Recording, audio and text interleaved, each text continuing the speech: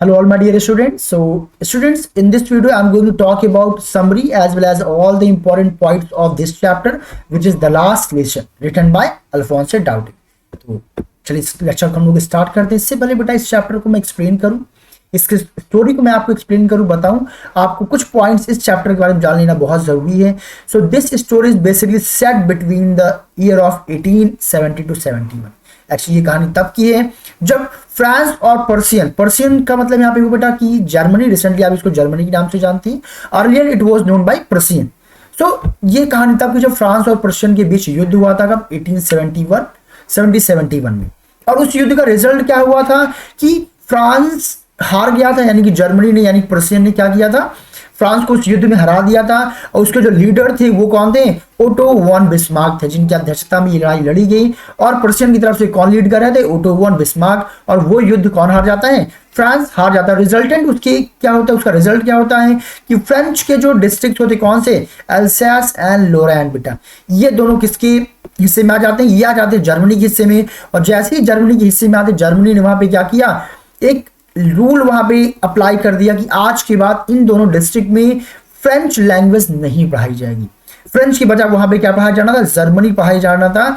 और इसी की यहाँ पे हम लोग कहानी पढ़ेंगे। यहाँ पे एक लड़का है, कौन, फ्रेंच, जो कि नरेटर जो कहानी को आपको बता रहे हैं, वो उसका आखिरी दिन जो आखिरी लेक्चर जो किसका लिया, उसने अपने मदर टंग, अपनी मातृभाषा फ्रेंच का लिया, उसके बारे में बताया, हमारी मदर टंग इंपॉर्टेंट क्यों होती है, इन सबको उसने डिस्क्राइब किया।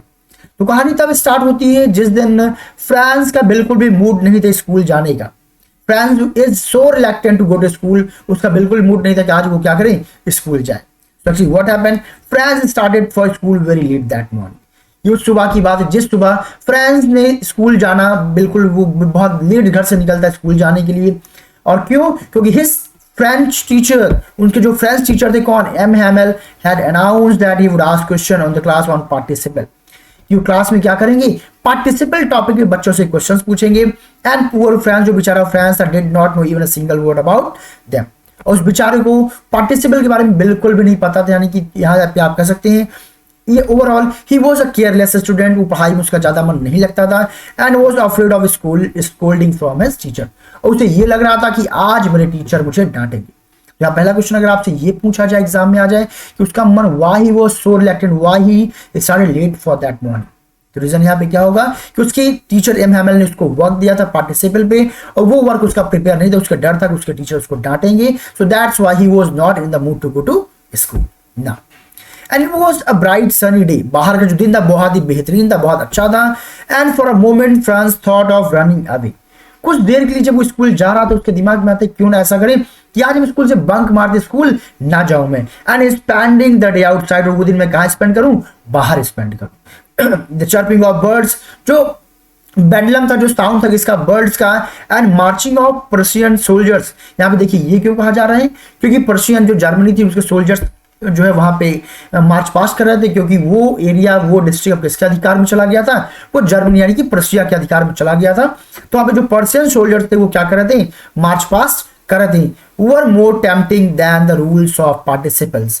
सो जो पार्टिसिपल्स के रूल्स थे उनकी तुलना में ये सारी चीज बहुत टेम्प्ट कर रही थी, फ्रांस को अट्रैक्ट कर रही थी कि नहीं क्या किया जाए, आज स्कूल ना जाकर के पूरे दिन को बाहर व्यतीत किया जाए। खैर, however France was able to fight the temptation, ये जो टेम्पटेशन, ये जो चीजें बाहर अट्रैक्ट कर रही थी, वो जो सीन, बेंडलम ऑफ बर्ड्स एंड वो जो पर्सन सोल्जर्स जो आपस में वो क्या कर रहे थे, मार्च पास्ट कर रहे थे, ये सब चीजें अट्रैक्ट कर रही थी कि उधर उसका मन जा रहा था, लेकिन उससे ने अपने मन पे काबू किया।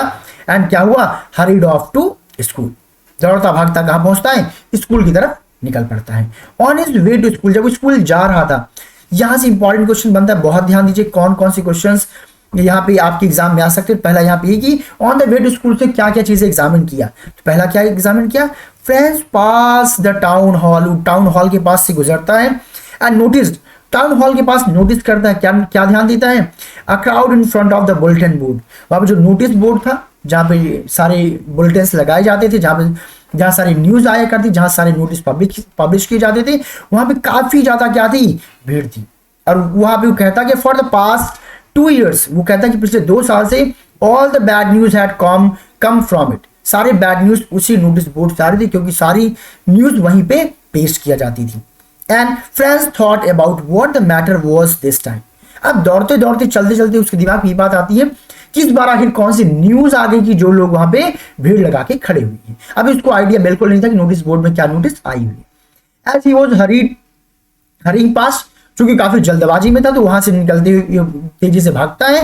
एंड वॉचर द ब्लैकस्मिथ, वहां पे जो ब्लैकस्मिथ था, लोहार था, जो देख रहा था उस बच्चे को, कॉल्ड आउट टू हिम, उसको जोर लगाकर चिल्लाता और बोलता है, said that there was plenty of time reach the school. अरे बेटा बहुत समय तुम्हारे पास स्कूल पहुंचने के लिए, इतनी जल्दबाजी मत करो। यहाँ पे जो फ्रांस होते उसे लगता है कहीं ऐसा तो नहीं कि जो ब्लैकस्मिथ है, जो लोहार है, वो क्या कर रहा है, मेरे ऊपर कमेंट कर रहा है। तो आगे अभी देखेंगे इसको क्या उसने क्यों ऐसा कहा। So friends thought that he was making fun of him and reach the school panting. अब उसको लगता है कि भाई जो ब्लैकस्मिथ है वो मेरा क्या कर रहा है, मजाक बना रहा है। खैर वो उसकी बात को इग्नोर करता है और फिर दौड़ते हाँफते हुए कहां पहुंचता है, पैंटिंग करते हुए हाँफते हुए सीधा वो स्कूल पहुंचता है। अब स्कूल पहुंचते पे क्या होता है, एम हैमेल्स स्ट्रेंज बिहेवियर। वहां पे आज एम हैमेल का बिल्कुल अलग सा बिहेवियर था। तो क्या रूटीन जो बिहेवियर था उससे क्या अलग बिहेवियर था, आज हम लोग यहाँ पे जानेंगे। यहाँ से आपको क्वेश्चन भी बेटा एग्जाम में देखने को मिलेंगे। So when France reach the school, जब फ्रांस स्कूल पहुंचता है, ही वाज वेरी सरप्राइज्ड, वो बहुत सरप्राइज था। क्यों सरप्राइज था, उसे लगा कि उसके टीचर एम हैमेल उसको आज डांटेंगे। बट हुआ क्या, to find that everything was quiet, सब कुछ बिल्कुल चारों तरफ एकदम सन्नाटा छाया हुआ था। यूजुअली अक्सर क्या हुआ करता था जब भी वो स्कूल पहुंचता था, व्हेन द स्कूल बिगन, जब कभी स्कूल शुरू हुआ करता था, there would be great commotion, बहुत ज्यादा डिस्टर्बेंस, शोर शराबा हुआ करता था। एंड एक्टिविटी, कई सारी एक्टिविटी नजर आया करती थी स्कूल के अंदर जब भी स्कूल पहुंचता था। बट आज बिल्कुल डिफरेंट था, सब कुछ एकदम शांत था। Franz had often counted on the commotion to get to his desk unnoticed. और कई बार जब वो क्लास लेट पहुंचता था, स्कूल में लेट पहुंचता था, वो जो कमोशन होता था, जो डिस्टर्बेंस हुआ करता था क्लासेस के अंदर, स्कूल के अंदर, उसी का सहारा लेकर के वो कहां पहुंचता था, बिना नोटिस जो हुए वो अपने टेबल तक पहुंचता था। यानी जिससे टीचर उसका ध्यान, भीड़ भाड़ में, डिस्टर्बेंस में टीचर उसके ऊपर ध्यान नहीं दे पाते थे, उसी का फायदा उठा करके वो कहां पहुंच जाता था, अपने टेबल पे पहुंच जाता था। बट आज क्लास के अंदर बिल्कुल सन्नाटा था। But that day everything was as quiet as it was Sunday morning. लेकिन उस दिन स्कूल के अंदर बिल्कुल सारी चीजें इतनी शांत थी, इतना सन्नाटा छाया हुआ था, जैसे कि संडे मॉर्निंग यानी छुट्टी वाले दिन स्कूल के अंदर सन्नाटा रहता था, वैसा ही बिल्कुल शांति छाई हुई थी। Friends notice that all his classmates were already in their seats.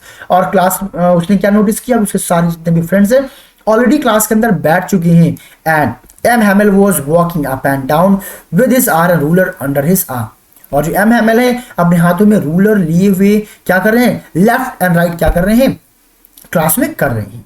यानी he had open the door, अब वो स्कूल के अंदर पहुंचता है, क्लास का जो गेट होता है वो खोलता है, and reach his seat in front of everybody, और अपने सीट पे सब लोग के सामने पहुंचता है। He was blushing and was very frightened, वो काफी शर्मसार था, एम्बैरेस था और फ्राइटेंड, घबरा भी रहा था। उसे लगा कहीं एम हैमेल मुझे डांटे ना। बट आज फिर से एक यूनिक पॉइंट हुआ, यहां से क्वेश्चंस कई बार आया करते हैं। व्हाट इज सरप्राइज, बहुत सरप्राइज वाला मैटर हुआ एंड कंफ्यूज, काफी कंफ्यूज हो जाता है क्या। And more was that instead of scolding, आज डांटने के बजाय M Hamel spoke very kindly to him and told him to take his seat. आज एम हैमेल ने डांटने के बजाय बहुत ही पोलाइटली क्या किया, एम उसको फ्रांस को बोलते हैं कि आओ बेटा तुम सीट पे बैठ जाओ, तुम्हारे बिना क्लास को शुरू करने वाले थे, अच्छा हुआ तुम टाइम पे आ गए। यानी कि आज एम हैमेल ने बिल्कुल भी उसको डांटा नहीं। क्वेश्चन यहाँ पे आया करते हैं एम हैमेल ने आखिर उस दिन क्यों डांटा, क्यों शायद उस दिन डांटने का दिन नहीं था। अभी जहां स्टोरी फिनिश होगी आपको इसका आंसर मिल जाएगा। Now friends notice many unusual things at school, यहाँ पे ये पॉइंट बहुत important, what unusual things friends notice in the class on that day. उस दिन क्या क्या डिफरेंट चीजें उसने अपने क्लास में रियलाइज किया, यहां से भी क्वेश्चन आपके एग्जाम में आया करता है। So after Franz had calmed down, अब फ्रांस शांति से अपनी सीट पे बैठ जाता है, and he noticed that M. Hamel was wearing a special attire, कि आज M. Hamel ने बिल्कुल अलग जो है किस्म का कपड़ा पहना हुआ है, which he wore only on special occasion, उस कपड़े को वो केवल स्पेशल ओकेजन पे ही पहना करते हैं। And the whole school was so strange, आज पूरा स्कूल, पूरा क्लास का जो एटमॉस्फेयर था बिल्कुल स्ट्रेंज दिखाई दे रहा था। क्यों, क्योंकि रोज की तुलना में आज का माहौल बिल्कुल अलग था। And a seriousness prevailed in that atmosphere, और एक सीरियसनेस, सब लोग बहुत सीरियस दिखाई, उस जो माहौल था आज बिल्कुल भी जो डेली रूटीन था वैसे बच्चे नहीं दिखाई दे रहे थे, सब लोग बहुत सीरियस दिखाई दे रहे थे। But what surprised and confused him most, यहां से बहुत अच्छा क्वेश्चन आता है। एक तो ये कि भाई चीजें बिल्कुल शांत थी, शोर शराबा नहीं था, उस दिन कमोशन नहीं था, लेकिन उन सब के बीच में सबसे ज्यादा क्या ऐसी चीज थी जिसने फ्रेंड्स को क्या किया, अट्रैक्ट किया, सरप्राइज किया, वो ये था। इस लाइन को जरूर आप लोग ध्यान से सुनिएगा कि वो सरप्राइज एंड कंफ्यूज्ड, कंफ्यूज भी होता है, सरप्राइज भी हो जाता है। He what was most to see the village people sitting quietly on the back benches. उसने क्या देखा कि उस दिन क्लास के अंदर जो गांव के जो बुजुर्ग लोग थे, बड़े लोग थे, वो लोग भी क्लास के अंदर बैठे हुए थे। बेसिकली क्लास के अंदर बच्चे बैठा करते हैं, बच्चे अपने क्लासेस लिया करते थे, बट आज सबसे ज्यादा डिफरेंट क्या था, he was surprised and confused कि अरे भाई ये गांव के लोग आगे आज पीछे के बेंचेस पे क्यों बैठे हुए हैं। And they all look very sad, और वो सब के सब क्या दिखाई दे रहे हैं, बहुत ज्यादा उदास दिखाई दे रहे हैं। ये चीज उसको बहुत ज्यादा अट्रैक्ट करती, सरप्राइज करती, आखिर क्या कारण है कि ये लोग आज क्लास के अंदर बैठे। अब उसे पता चलेगा आखिर क्या है, कुछ ऑर्डर आया हुआ था, द ऑर्डर फ्रॉम बर्लिन। तो ऑर्डर क्या था बर्लिन से, यहां से एक और इंपॉर्टेंट क्वेश्चन बनेगा, आपके एग्जाम में क्वेश्चन आएगा कि what was the order from Berlin, Berlin से क्या ऑर्डर आया हुआ था।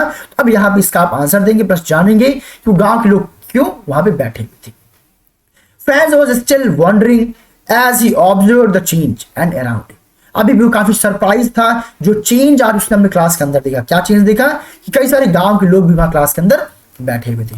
When M. Hamel mounted on his chair, अब M. Hamel अपनी कुर्सी पे बैठ जाते and made the dreadful announcement, फिर एक बहुत ही खतरनाक अनाउंसमेंट करती है। अब यहां से एक क्वेश्चन बनेगा आपके एग्जाम में, what was the dreadful announcement which was made by M. Hamel in the class?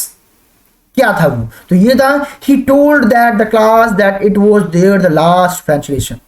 ये वो अनाउंसमेंट था जो बहुत ही ड्रेडफुल था कि आज के बाद क्या होगा, ये जो कोई फ्रेंच की क्लास है, कोई क्लास नहीं चली, क्योंकि आज ये फ्रेंच की आखिरी क्लास होगी। आज के बाद स्कूल में फ्रेंच नहीं पढ़ाया जाएगा। इसको ड्रेडफुल क्यों बोला गया, क्योंकि फ्रेंच को ये बहुत ज्यादा ये क्या लगता है, सरप्राइजिंग लगता है। ही वाज शॉक्ड, बहुत ही शॉक्ड हो जाता है, वो बिलीव नहीं कर पाता कि ऐसा कैसे हो सकता है। अब वो आगे लॉजिक बताते हैं कि क्यों ऐसा है, क्यों आज के बाद आखिरी लेसन पढ़ाया जाएगा, आज के बाद फ्रेंच नहीं पढ़ाया जाएगा। So he inform that the order had come from Berlin, कि बर्लिन से ऑर्डर है वो आया हुआ है to teach only German in the school of Alsace and Lorraine, कि अल्सैस एंड लोरेन के स्कूलों में आज के बाद क्या पढ़ाया जाएगा, केवल जर्मनी पढ़ाई जाएगी, फ्रेंच नहीं पढ़ाया जाएगा। And he would be leaving the school for the next day, और अगले दिन वो स्कूल छोड़ करके जा रहे हैं। And these words were shocked to little Franz, ये वो वर्ड्स इसने क्या कर दिया, बिल्कुल शॉक्ड कर दिया किसको, लिटिल फ्रांस। यहाँ से एक क्वेश्चन आपके एग्जाम में और बनेगा, what was the sentences और what was the word which shocked little Franz। तो ये आप बताएंगे when M. Hamel announced that it was his last French lesson and he is leaving the school the next day or country or city the next day। तो ये वो कहानी जो आपको मेंशन करना पड़ेगी। Now he remembered he the gathering at the town hall. अब उसे याद आता है कि आखिर वो टाउन हॉल के सामने क्या गैदरिंग थी। यहां से क्वेश्चन आपके एग्जाम में और बनेगा, when he came to know the truth of that bulletin board that what is the notice there, when he entered in the class, when M. Hamel announced that this is the last lesson of French class, then he came to know this was the reason of the gathering which was there in the front of bulletin board। Okay dear students, now and France was totally shocked, और ये news सुनकर के France बिल्कुल shock हो जाता है। And sudden turn event, जो ये चीजें बदली, बिल्कुल वो सरप्राइज हो जाता है। एंड ही रिग्रेट, अब वो पछताता है, not having learn his lesson when there was still time. अब वो पछताता है कि प्रीवियस टाइम में, प्रीवियस डेज में जो भी लेक्चर्स उसने क्या कर दिए, मिस कर दिए, जो उसने ध्यान नहीं दिया, लापरवाही किया अपने लेसन को, अपने क्लासेस को लेने पे, कि मैंने उन सब चीजों को, क्लासेस को अच्छे सीरियसली मैंने क्यों नहीं लिया, क्योंकि मैं अभी तक अपने मदर टंग को अच्छे से मैं जानता भी नहीं, मैंने हार्डली मैंने लिखना भी सीखा है। And now will never be able to learn them, और साथ में उसे टेंशन इस बात की होती है अब चूंकि ये लास्ट लेसन है, अब वो अपनी मदर टंग, अपनी भाषा को सीख नहीं पाएगा। And he had wasted his precious time away from the class. क्यों, क्योंकि उसने अपना जो महत्वपूर्ण टाइम था कहाँ वेस्ट कर दिया, उसने वेस्ट कर दिया क्लास के बाहर, मस्ती करने में, टाइम पास करने में, या फिर लापरवाही करने में। वो सीरियस उन दिनों में नहीं था। Engaging himself in useless activities like bird sex, और खुद को कई सारे यूजलेस एक्टिविटीज उसने क्या किया, अपने समय को वेस्ट किया। तो यहाँ पे एक क्वेश्चन आपके एग्जाम में और बना करता है, what were the activities which he mentioned in which he had wasted his time, जिनमें उसने टाइम क्या किया, वेस्ट किया, instead of learning his mother tongue. तो उसने किस किस चीज में टाइम वेस्ट किया, जैसे कि सीकिंग बर्ड्स एग, वो पक्षियों के अंडों को ढूंढा करता था, going sliding on the river, वो रिवर में स्लाइडिंग करने के लिए जाया करता था, एंड सोने से कई प्रकार की एक्टिविटीज थी वो जो किया करता था, जिसमें उसने टाइम को वेस्ट किया और उसने पढ़ाई नहीं की। His books, उसकी जो किताबें थी, which were nuisance to him, जो उसे अब तक बकवास लगा करती थी, suddenly जैसे उसे ये पता चलता है कि आज उसकी आखिरी क्लास है, वो सुनने के बाद अचानक से क्या होता है, felt, उसे ऐसा महसूस होता है ओल्ड फ्रेंड्स की, वही किताब में उसकी अब क्या बन गई है, पुरानी दोस्त बन गई, उसके एक अलग ही अटैचमेंट फ्रेंड्स के साथ बन जाता है। And his feeling of his teacher too started changing, अब हैमल के प्रति जो उसकी फीलिंग्स थी कि वो उससे डरा करता था, नेगेटिव थॉट थे, वो भी उसकी बिल्कुल फीलिंग बदल जाती है, अब वो इमोशनल हो गया था, टीचर के प्रति भी जो है सिंपैथी उसके अंदर आने लग गई थी, एक अटैचमेंट आने लग गया था। The thought that M Hamel was going away, उसके जब दिमाग में ये विचार आता है कि एम हैमल भी क्या कर रहे हैं, ये शहर छोड़ करके जा रहे हैं। France would never see him again, France यानी कि वो लड़का अब दोबारा कभी भी अपने टीचर को देख नहीं पाएगा। Made him forget all about how cranky M Hamel was, इन सब बातों को सोच करके वो भूल जाता है कि एम हैमल कितने क्रैंकी, कितने सनकी, कितने स्ट्रिक्ट टीचर थे, इस बात को भूल जाता है। अब उसे लगता है कि अरे मैं अपने टीचर को दोबारा देख ही नहीं पाऊंगा। France was feeling very sorry for him, अब फ्रांस बहुत दुखी महसूस कर रहा था कि अब वो अपने टीचर से दोबारा मिल नहीं पाएगा। It was in honour of the last lesson that he had put on his finest clothes. अब यहाँ पे एक इंपॉर्टेंट क्वेश्चन आप याद करते हैं कि why he had put on those new clothes on that day. बहुत अच्छा स्टूडेंट से यहाँ पे क्वेश्चन आता है और यूजुअली बच्चे गलती कर देती हैं। तो यहाँ पे क्वेश्चन पूछा जाएगा भाई कि वो ड्रेसेस उन्होंने क्यों पहना हुआ था, या वो जो लोग पीछे बैठे हुए थे वो लोग क्यों उस दिन आए हुए थे। तो यहाँ पे आपको आंसर मिलेगा actually it was in the honour of his last lesson, अपने आखिरी लेसन के सम्मान में he had put on his fine clothes, उन्होंने उस दिन अच्छे कपड़े पहने हुए थे किसके सम्मान में, आखिरी चैप्टर के सम्मान में। And the village people had gathered, वो जो लोग गांव के आए हुए थे, टू एक्सप्रेस देयर ग्रेटिट्यूड, वो अपना ग्रेटिट्यूड एक्सप्रेस करने आए थे टुवर्ड्स हिम, किसके, एम हैमल के प्रति, एंड अपनी मदर टंग, अपने नेशन के प्रति, and show their respect their country and their language. तो वो लोग गांव के लोग क्यों आए थे, एम हैमल के प्रति, चूंकि उन्होंने इतना समय दिया उनको मदर टंग सिखाने में। बट उन लोगों ने भी पास में गलती की, उन लोगों ने भी अच्छे से ही अपनी मदर टंग पे फोकस नहीं किया, उसको सीखा नहीं, तो उन लोग के लिए ग्रेटिट्यूड एक्सप्रेस करने आए थे, साथ में अपने नेशन, अपने राष्ट्र के लिए, अपनी भाषा के लिए भी रिस्पेक्ट और ऑनर दिखाने के लिए वहां पे बैठे हुए थे। तो ये क्वेश्चन आंसर होगा इन सारे प्रश्न का कि आखिर उस दिन एम हैमल नया कपड़ा पहनकर क्यों आए थे, या फिर गांव के लोग आखिर उस दिन क्लास में क्या कर रहे थे, क्यों बैठे थे। ओके डियर स्टूडेंट्स, अब चलते हैं नेक्स्ट टॉपिक जो आपके लिए इंपॉर्टेंट है। Now M Hamel criticised himself, अब एम हैमल अपनी खुद की भी क्रिटिसाइज करते हैं, आलोचना करते हैं, साथ में द पीपल ऑफ अल्सास। यहां से भी एक क्वेश्चन आपके एग्जाम में आएगा, what he has criticised about himself as well as the people of Alsace, people of Alsace के बारे में उन्होंने क्या कमेंटमेंट किया। साथ में यहां पे एक क्वेश्चन और बनेगा कि एम हैमल ने खुद के बारे में क्या कहा। ये दो क्वेश्चन यहां से बहुत इंपॉर्टेंट बनकर के निकलेंगे, तो इसका आंसर क्या देंगे और समरी को भी हम लोग जानेंगे यहाँ पर students. So while Franz was thinking all this, जब फ्रांस इन सब बातों को सोच रहा था, he heard his name, तभी उसने सुना क्या कि फ्रांस ने क्या किया, उसका नाम लेकर के बुलाया हैमल, यानी now it was his turn to recite। अब एम हैमल को बोला गया, सॉरी एम हैमल ने किसको बोला, फ्रांस को बोला कुछ रिसाइट करने के लिए लैंग्वेज में। he would have given anything to just be able to say the rule loud and clearly। अब बट दिक्कत क्या थी कि वो बिल्कुल भी रूल्स को अच्छे से समझा नहीं पाता है, बता नहीं पाता है, कौन, France. And but unfortunately he got mixed up on the first word, और वो क्या होता है, पहली वर्ड में वो लड़खड़ा जाता है, कौन, France. And he was ashamed, इससे वो बहुत ज्यादा शर्मसार हो जाता है। And stood holding his desk, और अपने डेस्क को पकड़े हुए क्या होता है, एकदम नीचे सिर झुकाए खड़ा हुआ होता है। यहाँ पे एक इंपॉर्टेंट क्वेश्चन और आएगा कि why when M Hamel had asked rules of participle, why he was ashamed, why Franz was ashamed। तो यहाँ पे आप बोलोगे because it was his last lecture and he was feeling regret that he could not learn his mother tongue, कि अपनी भाषा को वो सीख नहीं पाया, इस वजह से वो क्या था, फ्रांस बहुत ज्यादा embarrassed था। ओके एवरीवन, आगे चलते हैं।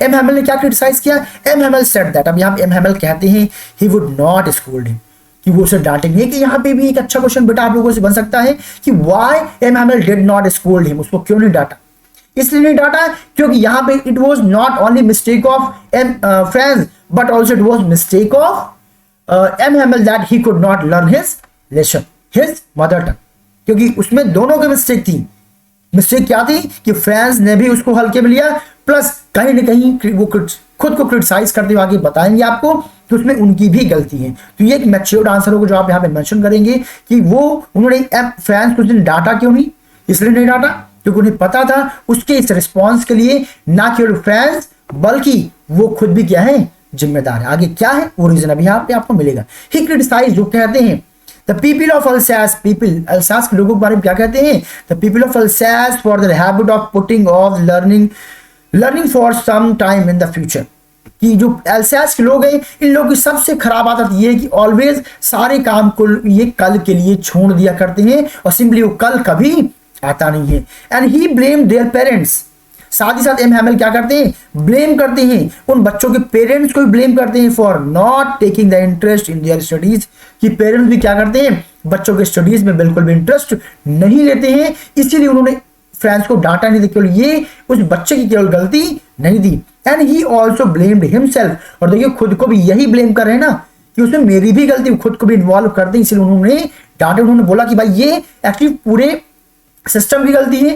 पहली गलती किसकी है, पहली गलती बताई कि अल्सास के लोगों की, क्योंकि वो लोग क्या करते हैं, हर एक चीज को कल के लिए रख दिया कर, कल के लिए टाल दिया करते हैं। साथ में पेरेंट्स को भी बोला कि पेरेंट्स की भी यहाँ पे गलती, वो लोग बच्चों की पढ़ाई में इंटरेस्ट नहीं लेते, उन्होंने क्या करते हैं, फॉर्म पे ले जाते हैं, खेतों में ले जाते हैं, उनसे काम करवाए करते हैं। साथ ही साथ ही ब्लेम्ड हिमसेल्फ फॉर दिस, वो खुद को भी क्या करते हैं, ब्लेम करते हैं कि ऑफन अक्सर वो क्या किया करते थे, he send the students for water, के कई बार मैं क्या करता था, बच्चों को अपने प्लांट्स में या फिर गुआवा क्या करने के लिए, प्लांट्स वगैरह में पानी देने के लिए मैं जो है भेज दिया, और gave them a holiday when he had wanted to go for fishing, या फिर जब कभी एम हैमेल फिशिंग के लिए जाना चाहते थे, तब जब उनका फिशिंग में जाने का मूड हुआ करता था वो छुट्टी कर दिया करते थे और पढ़ाया नहीं करते थे।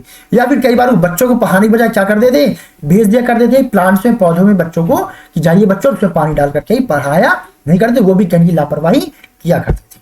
So these are the points which you will have to mention on the answer of these questions. Now next let's move to the next page.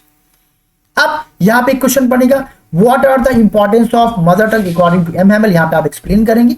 So M. Hamel then talk, अब M. Hamel बात करते हैं किस चीज के बारे में, about the French language, French language के बारे में। वो क्या कहती हैं, वो कहते हैं he called it the most beautiful and clearest and the most logical language in the world। वो कहते हैं कि जो ये भाषा है ये क्या सबसे मोस्ट, सबसे सुंदर, सबसे क्लियर, साफ सुथरी और सबसे लॉजिकल लैंग्वेज है इस संसार।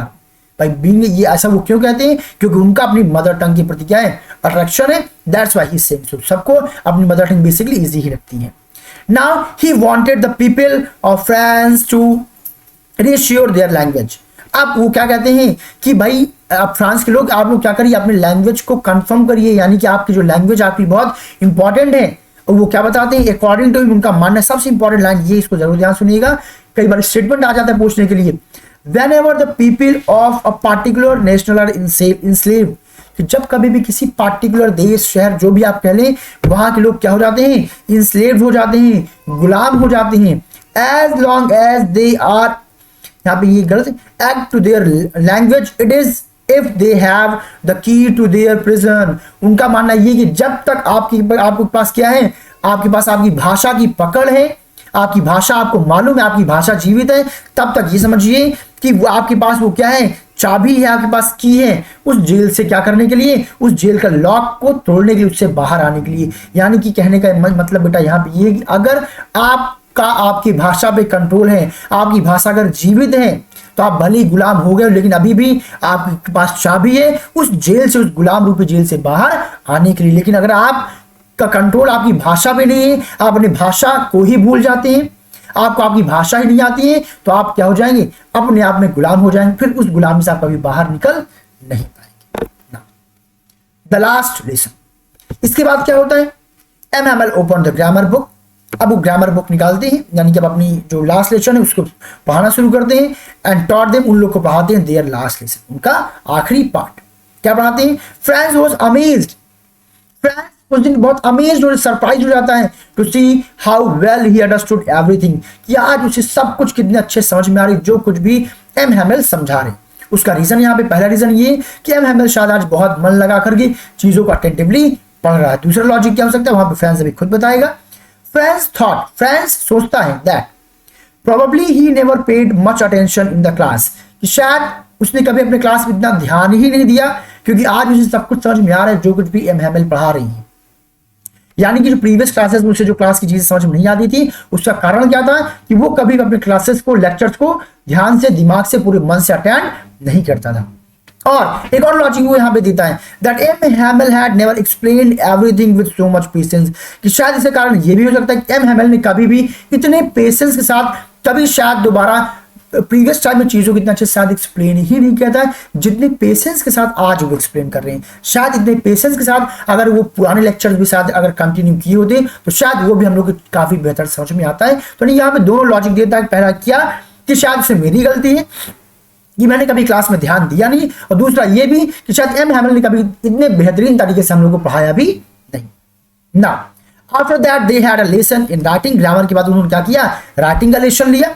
M Hamel had brought new copies, नई कॉपीज ले आए थे फॉर देम, उन लोगों के लिए, दैट डे उस दिन everyone was immerse in their work, सब के सब लोग अपने जो है काम में बिजी हुए थे। And even the little children sitting in the class were tracking their fish hooks as if that was French too। यहाँ पे कहने का मतलब क्या है कि even the little children sitting in the classes were tracing their fish hooks and if that was French too, यानी कहने का मतलब यहाँ पे कि सब लोग क्या करें, अपने काम में अटेंटिवली बिजी थे, अच्छे से अपने काम में लगे हुए थे, बिल्कुल भी उनका दिमाग यहाँ वहां बिल्कुल भी नहीं जा रहा था। And the final goodbye, ये क्या है, सो ऑल दिस वाइल, जब सब कुछ हो गया, M Hamel sat motionless in his chair. M Hamel बिल्कुल उदास होकर के अपने चेयर पे बैठ जाती है। फ्रेंड्स थॉट दैट, फ्रेंड्स सोचता है, M Hamel wanted to imprint this classroom scene in his mind, कि जो जाते जाते अपने आखिरी चैप्टर क्लास के दौरान एम हैमेल क्या करना चाहते हैं, इस क्लास की सारी यादों को अपने दिमाग में बसा लेना चाहती हैं। फॉर 40 ईयर्स, लगभग 40 साल से वो यहाँ पे हैं। He had given his faithful service to school, इस स्कूल में लगभग 40 साल तक उन्होंने क्या किया, अपनी सर्विस को दिया है। And now his sister was packing their stuff, और अब ऊपर क्या करें, उनकी बहन सारे सामान की पैकिंग करी, क्योंकि उन्हें अगले दिन क्या करना है, यहाँ से जाना है। All this must have been really heart breaking for, और ये सब चीज सिंपली बहुत हार्ट ब्रेकिंग होगा, दिल को तोड़ने वाला होगा, बहुत ही उदासी भरा होगा एम हैमेल के लिए। ये बहुत ही मुश्किल होगा इस चीज को एक्सेप्ट कर पाना। And finally they had a lesson in his history, और अंत में अब क्या करते हैं, एक हिस्ट्री का वो लोग एक टॉपिक कवर करते हैं। Everybody became emotional toward them, जैसे जैसे क्लास एंड की ओर जा रही, सब लोग इमोशनल होते जा रहे थे। सम इवन स्टार्टेड क्राइंग, बहुत से लोगों ने तो रोना भी शुरू कर दिया। But M Hamel had the courage, लेकिन एम हैमेल के पास अभी भी करेज था एंड पेशेंस था to hear every lesson to the last. हर एक टॉपिक को बहुत ही ध्यान से वो पढ़ा रहे थे, हर एक चैप्टर पे हर एक बच्चों के प्रश्न को बहुत अच्छे से सुन रहे थे। And finally at the church clock struck 12, church clock में 12 बजने क्या होती है, बेल सुनाई देती है। And M Hamel stood up, यानी कि टाइम खत्म हो चुका था और एम हैमेल खड़े होते हैं। इट वॉज वेरी एविडेंट, ये बिल्कुल साफ था that he had become emotional too, कि वो भी क्या हो चुके थे, इमोशनल हो चुके थे। And he tried to speak but choke, वो कुछ बोलना चाह रहे थे बट शायद इतना ज्यादा वो इमोशनल हो गए थे कि कुछ उनके गले में तक आया बट शब्द बाहर नहीं निकल पाए और वहीं पे रुक जाती है। And with this chapter has been finished dear students. यहां से हमें कंक्लूजन क्या मिलता है इस चैप्टर का, the last lesson chapter reflect on the importance of one's language and races, why it is crucial and safeguard, कि किसी की भाषा, किसी की रेस, प्रजाति के लिए क्यों इंपॉर्टेंट है, हमें इसकी रक्षा जरूर करनी चाहिए। तो आई होप डियर स्टूडेंट्स आप लोग की एक्सप्लेनेशन समझ में आया होगा। फिर भी अगर कोई पॉइंट्स आपको समझ में ना आया हो, कहीं भी कोई डाउट रह गया हो, then drop your comment, drop your questions then in comment section. I will definitely provide answers of all your questions in my upcoming classes. Thank you so much everyone, see you soon in the upcoming classes.